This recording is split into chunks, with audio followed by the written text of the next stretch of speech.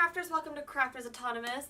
I know you might have thrown you a little bit. It's actually still Amanda here. It kind of looked like it was Black Widow. I know probably you were thinking that it was Black Widow, not Amanda. But it's actually just Amanda here. I'm in costume because it's that magical day of the year, the one day in the year where it's totally normal and expected even that you go and get candy from strangers. So, anyways, as I promised in last week's Tutorial Tuesday, this one's going to have to do with candy, and more specifically candy wrappers. So tonight you're gonna go out and get tons of candy, and it's awesome, right?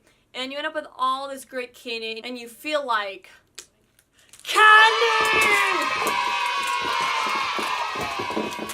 So, you know, you're running together and you're like a sugar rush and all, but you end up with all kinds of these candy wrappers. And some people see that, oh, that's just trash. Other people see it as like, oh, we need to recycle. For me, I see it as crafting potential because everything I look at has crafting potential almost. So I'm gonna go ahead and show you guys a couple different tutorials and ideas. I guess the tutorial for today is how to use your candy wrappers. So it's not so much a tutorial like my normal Tutorial Tuesdays where I have a specific project that I walk through, but this is gonna show you guys 3 ways that you can use your candy wrappers. So let's go ahead and look at our first project. The first idea with candy wrappers uses a method I showed you guys in an earlier video when we made these fun bracelets, except instead of using paper, we're gonna use candy wrappers. Super cute. So what I'm just going to give some pointers. I've already got a tutorial out for that. I'll put the link up in the top of this video. So just click on that if you don't know how. But I'm just going to give you guys some pointers and tips. So first of all, using wrappers that are about this size, like a Tootsie Roll wrapper or some kind of sweet wrapper, that usually works best because it's kind of already a rectangle. I've got this candy wrapper here from a friend. There's these coffee caramels by Coffee Rio, and they're really good. They're like kind of bitter, but also really good. So anything that's kind of like this already rectangular shape. Now this isn't the exact dimensions we need it to be, but that's okay because we can kind of play with it and still make this work. So really the biggest tip is you want to use the full length of it, and when you fold it in half, make sure you fold it thin enough so that way you can slide a candy wrapper through both sides, because I'll need to slide a piece through here and through there. So if this one's too thick, I won't be able to fit another one beside it. So for me, what I found out worked really well was if I folded it in thirds, like that, and then in half. And that seemed to get me a nice size. Just pinch it like that, fold it in half, fold the ends in, get your piece made, and then it's time to tuck it in to our bracelet. And ta-da! Your candy wrapper bracelet will keep going. So I found that these kind of wrappers work really well. These ones are a little bit slippery, so maybe like a Starburst would work well. But I am going to mention that wrappers like this, where they're kind of foily, aren't going to be as likely to work so well for 2 reasons. So let's unwrap this guy. So the first one is when you're unwrapping, it's really easy to tear the wrapper. I didn't do it that time, but here's some wrappers from earlier where I was just tearing into the candy. I was ready to eat it, and they ended up tearing. So those wouldn't work well. So now I have this nice wrapper, but the problem with this kind of wrapper is it's a square. So first of all, it tears easily. Second of all, it's a square. Now we can fix this if we just keep folding it in half this way. But again, we want to make sure that the final width of it is thin enough so that way we can slide them together. Because if the wrapper gets folded too thick, it won't be able to fit in the next spot in our bracelet. So you could try something like this and folding them in half.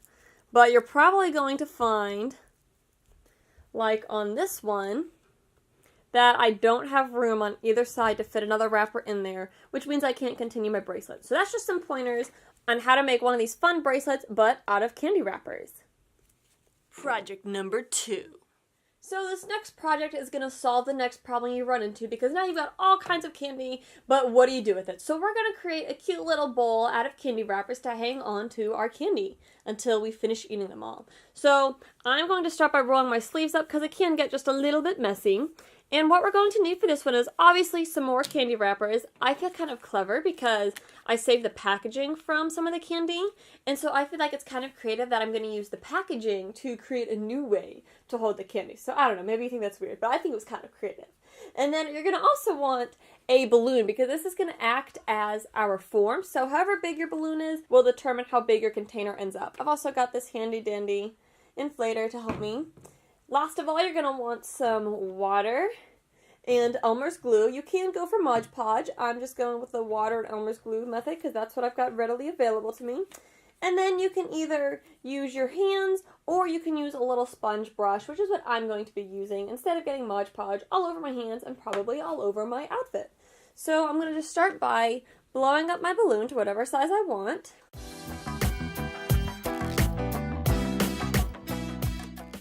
You can set that to the side for a minute.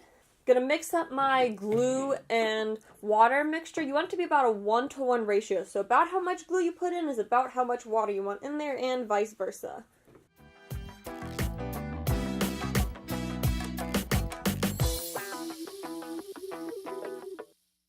And then once your mixture is ready, it's time for the fun part. I would recommend using a roll of tape to set your balloon in, so that way it doesn't fall over while you're working on it. But I'm just going to take my candy wrapper, coat it with my mixture, and then put it on the balloon. You can also put a coating on the balloon to start with. Generally speaking, smaller sizes work better. If you're using Mod Podge, it might actually bond a little bit quicker. I am going to leave this one as is, and as I keep adding on more layers and this dries a little more, I'll keep bending it down into my shape better. Here's a wrapper that says, whatever you want to say it with a kiss. You know, I think that's kind of a cute idea and all, but I don't know. I just feel like that might not go so well if you say whatever you want to say with a kiss. Like, you know, the guy gets down on one knee to propose to the girl, and he pulls out a ring box, and he's like, will you marry me? And she opens it up, and instead of a ring, there's a Hershey kiss in there. I don't know. I just feel like that wouldn't be the best option. Hershey might need to rethink that slogan.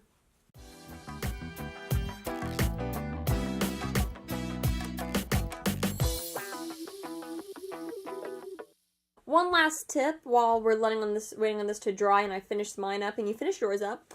If you're working on this and you get glue on your hands, which I am getting here, if you rub your fingers back and forth wherever you have the glue, it'll help the glue dry out, and then the glue will peel right off.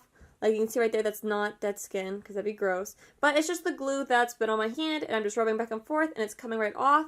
So another tip, if while they're drying, if they start to kind of pop off, say this one's kind of bent out, you can get some rubber bands and just put them around your project to help hold things in place better, which I'm going to do that, do a couple of them from different directions. You may need a helper for this, so I'm just going to stretch it wide and then gently let it come right onto the balloon. That's going to help hold it. We're going to do some more from different angles. So now with these rubber bands on here helping hold things down, I can kind of adjust things, fill in any gaps. I'll slide these ones a little bit closer together. And of course, once it comes off of here, we're going to be trimming it anyways, so it doesn't have to look perfect at the edges right now. But we're going to let this dry for probably about 24 hours, and then we'll come back, pop the balloon, and check out the awesomeness of what we've got made so far.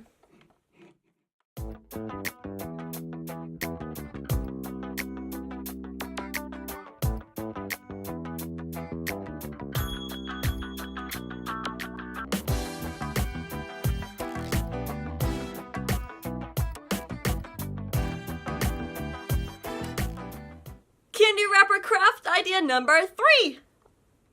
This project's actually probably my favorite out of the 3 of them. And basically what you're going to want is you're going to want some kind of cute little jar. I've got this adorable Smucker's jam jar that I cleaned. And then I've got a bunch of wrappers. And these wrappers, you want them to be something that you can write on. So this probably isn't going to work, but you're going to want something that's kind of more waxy or else papery that you can write on. And you're just going to need a Sharpie. And there's lots of directions you can go with this craft idea, because the idea is we're going to write stuff on the candy wrappers and fill the jar with them. So you could do that of goals, of fears, of dreams. I'm going to go ahead and, because Thanksgiving's coming up, I'm going to turn this into a little thankfulness jar. So whenever I eat candy, I'll go ahead and on the back of the wrapper, I'll write something that I'm thankful for. So like my family. And then I'll fold it up. You can fold it up neatly. You can crumple it up. You could roll it up and make it look really cute. However you want it to be. And then I'm going to pop it right in my thankfulness jar. I've got another one here. Crafts. I'm just going to crumple this one up. throw it in there. Thankful for my cats. I'm thankful for Jesus. And I'm sure by now you get the basic idea that on each of these wrappers, when I eat a piece of candy, I'll write something on it that I'm thankful for, put them in the jar, and then at some designated time, so for me, probably Thanksgiving, I'll go ahead and I can get my jar out, take out my candy wrappers, and I can be reminded of all the things I have in life to be thankful for. So this is really cute because it first off gives you an excuse to eat candy while making it like a great character thing. So, you know, if you're like, oh, I shouldn't be eating candy, you can tell yourself, it's okay because I'm training myself to be thankful. Also, it gives you something to do with the candy wrappers because, seriously, they're so cute and colorful. So it acts as a little decoration kind of craft in the meantime. And then lastly, it's just a really sweet, sentimental activity you can do at Thanksgiving. You could do this with family. You can do your jar any kind of theme you want. But I just thought a thankfulness jar would be a really great idea because Thanksgiving is coming next month. So that's my third and final project. Well, that's all Black Widow. I mean, Amanda, you know, even I get myself confused, you know, when I'm in this costume.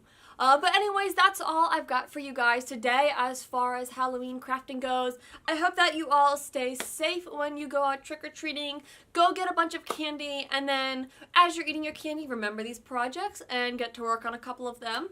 Also, I'm going to go ahead and mention that in a few tutorial Tuesdays back, like the 12th one, I showed how to crochet a pencil, and I put eyes on the one, and so I said that he needed a name, and so it has now come time, since we're transitioning from, you know, the fall, school, Halloween, and tomorrow is the start of November, which means it's like Thanksgiving time and turkey time and Christmas time, and I'm really excited. So since we're transitioning, I felt like now would be a good time to announce the name of this little pencil guy. I got a comment from EB suggesting the name Lenny, and so I decided to name my little pencil friend here Lenny. So I think it's a super cute name. Thanks so much, EB, for commenting and suggesting a name. As always, I hope you guys give this video a thumbs up if you like it, and also subscribe if you haven't already. I know I say this like every video, every week, but seriously, it really helps me out, helps my videos get out there, and helps me to grow as a YouTube channel, so it really means a lot to me when you guys interact with my videos, and I love bringing you new projects every week. So as always, if you have any suggestions for videos that you'd like to see, comment those below. I'm excited for the next few weeks because we're going to be getting into the Christmas and Thanksgiving kind of projects, so lots of fun stuff there in the months ahead. But I hope you all have an awesome Halloween and stay safe. Happy crafting! Obviously, I haven't been out trick-or-treating yet because it's too early still in the day, and I'm trying to get this done ahead of time so I can go trick-or-treating. But I was kind of low on candy because I haven't gone trick-or-treating. These are the lengths I go to because I'm like, why spend money on candy when tonight I'm gonna get a lot of free candy, you know? It just doesn't make sense. So I literally rewrapped a whole bunch of Dum Dums.